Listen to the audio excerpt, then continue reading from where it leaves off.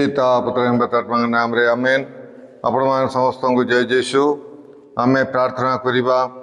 नमस्ते मरिया अनुग्रह पूर्णा प्रभु तुमरी संगे नारीगणଙ୍କ ମଧ୍ୟରେ ତୁମେ ଧନ୍ୟ ଏବଂ ଧନ୍ୟ ତୁମର ଗର୍ଭଫଳ ଯୀଶୁ।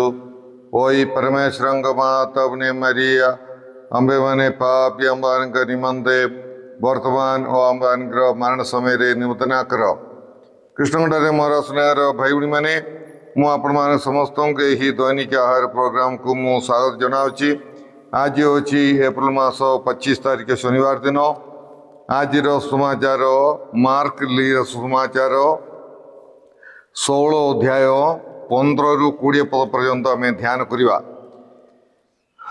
ସେ ସେମାନଙ୍କୁ ଆଦେଶ ଦେଇ କହିଲେ, ତୁମ୍ଭେମାନେ ସମଗ୍ର ଜଗତକୁ ଯାଇ सकल मानव जाति निकटरे सुसमाचार घोषणा कर।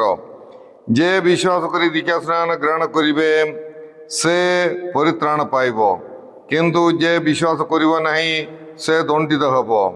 जो माने विश्वास करिवे सेमानंकठारे यही निदर्शन देखा जीव, सेमाने मोर नाम रे भूत वितारण करिवे, नूतन भाषा रे कथा कहिवे, सेमाने साप को धरले किंबा विनाशकारी विषाक्त द्रव्य पान कले सुधा सेमानंकर कौनसी क्षति हेब नहीं।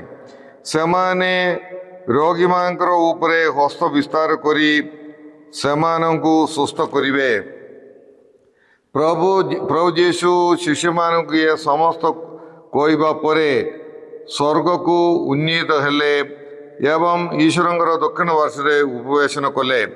तत्परे सेमाने सेठारु फेरी जाई सर्वत्र सुसमाचार घोषणा कले। प्रभु सेमानंकर सहवर्ती होई नाना प्रकार निदर्शन द्वारा सही संदेश को दृढ़ीभूत कले। प्रभुंकर सुसमाचार। हे प्रभु यीशु ख्रीष्ट तुमर प्रशंसा हे। कृष्णटारे मोर स्नेहर भाई भणी माने आज आमे सुसमाचार लेखक साधु मार्कंगर पर्व पालन करुअछु। तेणुक आज आम विषय करी साधु मार्कंगर मार्क सुसमाचार आम शुणिलु एवं साधु मार्कंगर विषय आज आम ध्यान करिबा। साधु मार्क आरोनंकर वंश। आरोन आम जानिछु मोशेंगर परे जे इस्राएल लोक मानकु परिचालन कले। आरोनंकर वंशर जने जिहुदी बोलिकी बिशप पपियास कहती। बिशप पपियास तांकर से 70 ରୁ 155 भितरे से बंची थिले। 70 साल रु 155 साल पर्यंत। एवं से हाइरापोलिस गोटे जगार से बिशप थिले।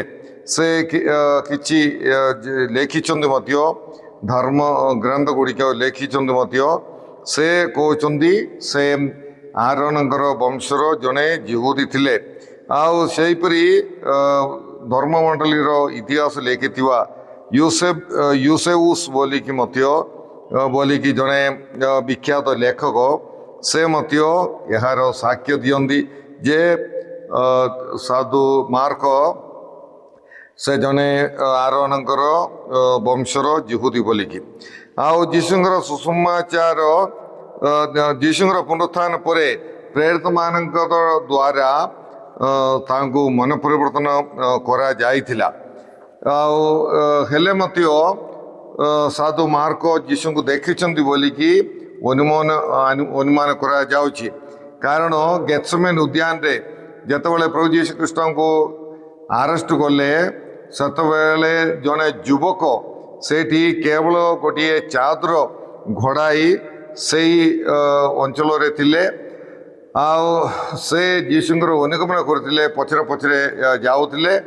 सेतबेले सेही सैन्य माने तांको मध्य आरेस्ट करिवा पाई चेष्टा कले, तांको धरिवा पाई चेष्टा कले एवं से तांकर समाने तांकर चादर रे धरिबारु से चादर को छाड़ी देकी उल्लंघन है दौड़ी की पलैवा विषय साधु मार्क सुसमाचार 14 अध्याय 51 एवं 52 पदरे 51 टू 52 पदरे उल्लेख होइअछि। ଆଉ ସେହି ଯୁବକ ମାର୍କ ବୋଲିକି କୁହାଯାଉଛି। ଆଉ ସେଥିରୁ ଆମେ ଜାଣିପାରିଛୁ ଯେ ସାଧୁ ମାର୍କ ଯୀଶୁଙ୍କୁ ଦେଖିଛନ୍ତି, ସେ ତାଙ୍କର ଶିକ୍ଷା ମଧ୍ୟ ଯୀଶୁଙ୍କର ଶିକ୍ଷା ମଧ୍ୟ ସେ ଶୁଣିଥିବେ, ଆଶ୍ଚର୍ଯ୍ୟ କର୍ମ ଦେଖିଥିବେ ମଧ୍ୟ ଆମକୁ ପୁରାପୁରି ଜଣା ନାହିଁ, ହେଲେ ମଧ୍ୟ ସେ ଅବଶ୍ୟ ଯୀଶୁଙ୍କୁ ଦେଖିଥିବେ। ସାଧୁ ମାର୍କ ତାଙ୍କର ମା ମାରିୟମ ଜେରୁସାଲେମର ପ୍ରଥମ ଖ୍ରୀଷ୍ଟିଆନ ମାନଙ୍କର ସମାଜରେ ସେମାନେ ବିଖ୍ୟାତ ଥିଲେ। ପ୍ରେରିତ କର୍ମଗ୍ରନ୍ଥ 12 ଅଧ୍ୟାୟର 12 ପଦରେ ସାଧୁ ପିତ୍ର ଯେତେବେଳେ କାରାଗାରରୁ ଆଶ୍ଚର୍ଯ୍ୟ ଭାବରେ ସେ ରକ୍ଷା ପାଇଲେ, ତାପରେ ସେଇଥିରୁ ସେ କାରାଗାରରୁ ସାଧୁ ମାର୍କଙ୍କର ଘରେ ଆସିକି ଆଶ୍ରୟ ନେବା ବିଷୟରେ କୁହାଯାଉଛି।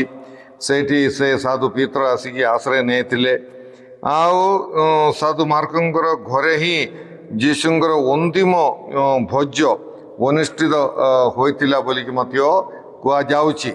ଆଉ ସେମାନେ ପ୍ରାୟ ଧନୀ ଲୋକ ଥିଲେ, କାରଣ ସେମାନଙ୍କର ଗୋଟିଏ 2 ତାଲା ଘର ଥିଲା। ତେଣୁକରି ସେମାନେ ଜଣାଶୁଣା ଲୋକ ଏବଂ ଧନୀ ଲୋକ ମଧ୍ୟ ଥିଲେ। ସାଧୁ ମାର୍କ ସାଧୁ ପାଉଳ ଏବଂ ବର୍ଣ୍ଣବାସଙ୍କର ସାଙ୍ଗରେ ସେମାନେ ଦୁଇ ଜଣଙ୍କର ସାଙ୍ଗରେ ସାଧୁ ପାଉଳ ଏବଂ ବର୍ଣ୍ଣବାସର ପ୍ରଥମ ମିଶନାରୀ ଯାତ୍ରାରେ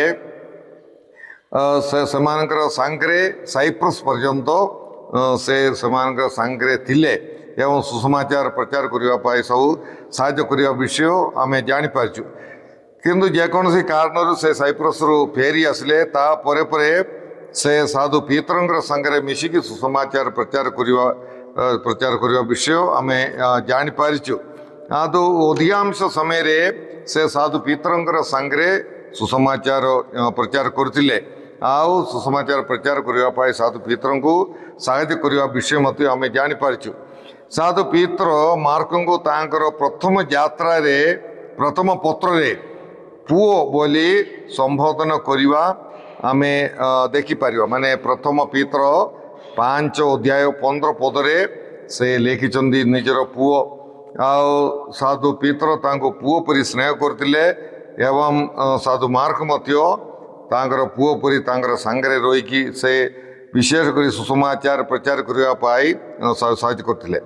ସାଧୁ ପିତ୍ରଙ୍କର ଭାଷଣକୁ ଲେଖା ରୂପରେ ପାଇବା ପାଇଁ ରୋମାର ଖ୍ରୀଷ୍ଟ ବିଶ୍ୱାସୀମାନଙ୍କର ବିଶ୍ୱାସୀମାନେ ଇଚ୍ଛା କଲେ ଏବଂ ସେହି ରୋମାର ଖ୍ରୀଷ୍ଟ ବିଶ୍ୱାସୀମାନଙ୍କର ଆଗ୍ରହ ଅନୁସାରେ ସାଧୁ ମାର୍କ ଏହି ସୁସମାଚାର ଲେଖିଲେ। ତେଣୁକରି ଏହି ସୁସମାଚାର ସାଧୁ ପିତ୍ରଙ୍କର ସୁସମାଚାର ବୋଲିକି ଆମେ କହିପାରିବା। ବିଶେଷ କରି ସାଧୁ ପିତ୍ରଙ୍କର ଶିକ୍ଷା ଗୁଡ଼ିକ ତାଙ୍କର ସୁସମାଚାରରେ ଆମେ ଦେଖିପାରିବା।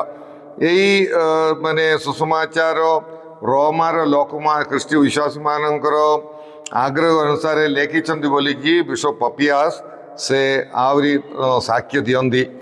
ଆଉ ବିଶେଷ କରି ସାଧୁ ମାର୍କଙ୍କର ସୁସମାଚାରରେ ସାଧୁ ପିତ୍ର ଯୀଶୁଙ୍କୁ ତିରସ୍କାର କରିବା ବିଷୟ ସବୁ ବହୁତ ଲମ୍ବା ଚଉଡ଼ାରେ ସେ ଲେଖିବାଟା ଆମେ ଦେଖିପାରିଛୁ। ଆଉ ସେଥିପାଇଁ ଆମେ ଜାଣିପାରିଛୁ ଯେ ଆମେ ଅନୁମାନ କରିପାରିଛୁ ଏହା ସାଧୁ ପିତ୍ରଙ୍କର ଭାଷଣକୁ ଆଧାର କରି ସାଧୁ ମାର୍କ ଲେଖିଛନ୍ତି ବୋଲିକି ଆମେ ଅନୁମାନ କରୁଛୁ। ସାଧୁ ପିତ୍ର ସାଧୁ ମାର୍କଙ୍କୁ ଆଲେକ୍ସାଣ୍ଡ୍ରିଆର ଧର୍ମାଧିକାରୀ ରୂପେ ନିଯୁକ୍ତି କରୁଥିଲେ। ମସ୍ତକର ମୁଣ୍ଡ ବା ପୁଣ୍ୟବିଧା ହିସାବରେ ସାଧୁ ପିତ୍ର ତାଙ୍କୁ ଆଲେକ୍ସାଣ୍ଡ୍ରିଆର ଧର୍ମାଧିକାରୀ ରୂପରେ ନିଯୁକ୍ତି କରିଥିଲେ ବୋଲିକି ପରମ୍ପରା କୁହାଯାଉଛି। ଆଉ ସେଠାରେ ସାଧୁ ମାର୍କଙ୍କୁ ବିଜାତୀୟ ଲୋକମାନେ ତାଙ୍କୁ ଏପ୍ରିଲ ମାସ 24 ତାରିଖରେ ହତ୍ୟା କଲେ ବୋଲିକି ମଧ୍ୟ କୁହାଯାଉଛି। ତେଣୁକରି ଆମେ ଏହି ଏପ୍ରିଲ ମାସ 25 ତାରିଖରେ ତାଙ୍କର ପର୍ବ ଆମେ ପାଳନ କରୁଅଛୁ। ସେହିପରି ସାଧୁ ମାର୍କ ତାଙ୍କର ଜୀବନ କାଳରେ ତାଙ୍କର ଶିକ୍ଷା ଏବଂ ଲେଖା ମାଧ୍ୟମରେ ସେ ଲୋକମାନଙ୍କୁ ସୁସମାଚାର ପ୍ରଚାର କରୁଥିଲେ। ଏହା ଆମ ପାଇଁ ଗୋଟିଏ ଉତ୍ତମ ନମୁନା। ସେହିପରି ବିଭିନ୍ନ ମଣ୍ଡଳୀର ବିଭିନ୍ନ କାର୍ଯ୍ୟକଳାପ ପାଇଁ ନିଜର ଘର ମଧ୍ୟ ସେ ଦେଇଥିଲେ। ଆଉ ଅନ୍ତିମ ଭୋଜ୍ୟ ପାଇ ସାଧୁ ପିତରଙ୍କୁ ସେ ଆଶ୍ରା ଦେଇଥିଲେ। ସେହିପରି କୁହାଯାଉଛି ଯେ ମାନେ ପେଣ୍ଟେକୋଷ୍ଟ ମଧ୍ୟ ଶିଶୁମାନେ ପ୍ରେରିତମାନେ କୁମାରୀ ମାରିଆଙ୍କ ସାଙ୍ଗରେ ମଧ୍ୟ ସାଧୁ ମାର୍କଙ୍କର ଘରେ ରହୁଥିଲେ ମଧ୍ୟ କୁହାଯାଉଛି। ସେଇଠି ହିଁ ସେମାନେ ପବିତ୍ର ଆତ୍ମାଙ୍କୁ ପେଣ୍ଟେକୋଷ୍ଟ ଦିନ ପାଇଥିଲେ। ଆଉ ଏ ପ୍ରକାର ସେ ତାଙ୍କର କ'ଣ ଅବଦାନ ମଣ୍ଡଳୀ ପାଇ ପ୍ରଥମ ମଣ୍ଡଳୀ ପାଇ ତାଙ୍କର ଅବଦାନ ବହୁତ କିଛି ଅଛି। ଆଉ ସେ ପରିଶେଷରେ ସେ ମଣ୍ଡଳୀ ପାଇ ଈଶ୍ୱରଙ୍କ ପାଇଁ ସେ ଜୀବନ ମଧ୍ୟ ଉତ୍ସର୍ଗ କଲେ। ଏହିପରି ସାଧୁ ମାର୍କ ଆମ ପାଇଁ ଗୋଟିଏ ଉତ୍ତମ ନମୁନା, ଗୋଟେ ଖ୍ରୀଷ୍ଟିଆନ ଜୀବନର ଗୋଟେ ଉତ୍ତମ ନମୁନା ଆମମାନଙ୍କୁ ପ୍ରଦାନ କରିଛନ୍ତି। ସୁସମାଚାର ପ୍ରଚାର କରିବା, ମଣ୍ଡଳୀକୁ ସାହାଯ୍ୟ କରିବା, ଏମିତି ସେ ବହୁତ ଗୋଟେ ଉତ୍ତମ ନମୁନା ଆମମାନଙ୍କୁ ପ୍ରଦାନ କରୁଛନ୍ତି। ପ୍ରବକ୍ତା ଜିଜିକିଏଲଙ୍କର ଦର୍ଶନ ମାନେ ଜିଜିକିଏଲଙ୍କର ଗ୍ରନ୍ଥ 1 ଅଧ୍ୟାୟ 10 ପଦରେ 1 ଅଧ୍ୟାୟ 5ରୁ 11 ପର୍ଯ୍ୟନ୍ତ ତାଙ୍କର ଦର୍ଶନ ଆମେ ଦେଖିପାରିବା। ସେଇ ଦର୍ଶନ ଅନୁସାରେ ସିଂହ ହେଉଛି ସାଧୁ ମାର୍କଙ୍କର ପ୍ରତୀକ।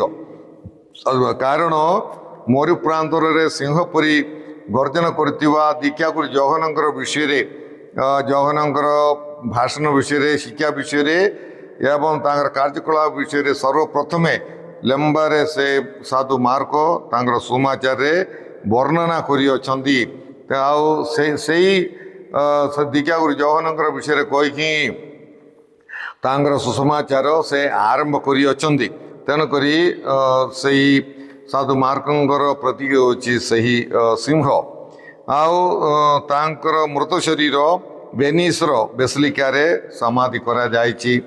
ଆଉ ସେ ଭେନିସ୍ର ମଧ୍ୟସ୍ଥ ଭେନିସ୍ ଅଞ୍ଚଳର ଲୋକମାନେ, ଦେଶର ଲୋକମାନେ ତାଙ୍କୁ ବହୁତ କିଛି ଗୁରୁତ୍ୱ ଦିଅନ୍ତି। ତାଙ୍କର ସେମାନଙ୍କର ମଧ୍ୟସ୍ଥ ବୋଲି ସେମାନେ ଗ୍ରହଣ କରନ୍ତି। ଆମ୍ଭେମାନେ ମଧ୍ୟ ଆଜି ଯେତେବେଳେ ଆମେ ସାଧୁ ମାର୍କଙ୍କର ପର୍ବ ପାଳନ କରୁଅଛୁ, ତାଙ୍କର ମଧ୍ୟସ୍ଥ ଆମେ ପ୍ରାର୍ଥନା କରିବା। ମାର୍କ ନାମଧାରୀ ସମସ୍ତଙ୍କୁ ମୁଁ ହାପି ଫିଷ୍ଟ ଆଉ ଏହି ପର୍ବର ସବୁ ଶୁଭେଚ୍ଛା ଜଣାଉଛି। ପ୍ରଭୁ ଆପଣମାନେ ସମସ୍ତଙ୍କୁ ଆଶୀର୍ବାଦ କରନ୍ତୁ। ଆମେ ପ୍ରାର୍ଥନା କରିବା। ଏ ପ୍ରଭୁ ପରମେଶ୍ୱର ସାଧୁ ମାର୍କଙ୍କୁ ମଣ୍ଡଳୀ ପାଇଁ ପ୍ରଦାନ କରୁଥିବାରୁ ଆମେ ତୁମକୁ ଧନ୍ୟବାଦ ଦେଉଅଛୁ। ଏ ପ୍ରଭୁ ତାଙ୍କ ପରି ଆମର କଳେ ବଳେ କୌଶଳେ ଲେଖା ମାଧ୍ୟମରେ, ଶିକ୍ଷା ମାଧ୍ୟମରେ, ଭାଷଣ ମାଧ୍ୟମରେ ସୁସମାଚାର ପ୍ରଚାର କରିବା ପାଇଁ ଏବଂ ଆମର ଯାହା ଅଛି ଘର ଦ୍ୱାର ସୁବିଧା ଅଛି ସେ ସବୁ ମଣ୍ଡଳୀର ଉନ୍ନତି ପାଇଁ ପ୍ରଦାନ କରିବାର ଗୋଟେ ମନୋଭାବ ଏ ପ୍ରଭୁ ଆମ୍ଭମାନଙ୍କୁ ତୁମେ ପ୍ରଦାନ କର। ଏ ପ୍ରଭୁ ଏହି ପ୍ରୋଗ୍ରାମ ଦେଖୁଥିବା ସମସ୍ତଙ୍କୁ ତୁମେ ପ୍ରଚୁର ଭାବରେ ଆଶୀର୍ବାଦ କର। ଏସବୁ ପ୍ରାର୍ଥନା ଆମେ କରୁଅଛୁ ତୁମର ଯୀଶୁ ଖ୍ରୀଷ୍ଟ ମଧ୍ୟସ୍ଥରେ। ଆମେ ସରିଶକ୍ତିମାନ ପରମେଶ୍ୱର ପିତା ଓ ପୁତ୍ର ଏବଂ ପବିତ୍ରାତ୍ମା ଆପଣମାନେ ସମସ୍ତଙ୍କୁ ଆଶୀର୍ବାଦ ପ୍ରଦାନ କରନ୍ତୁ। ଆମେ ଆପଣମାନଙ୍କୁ ସମସ୍ତଙ୍କୁ ଜୟ ଯୀଶୁ।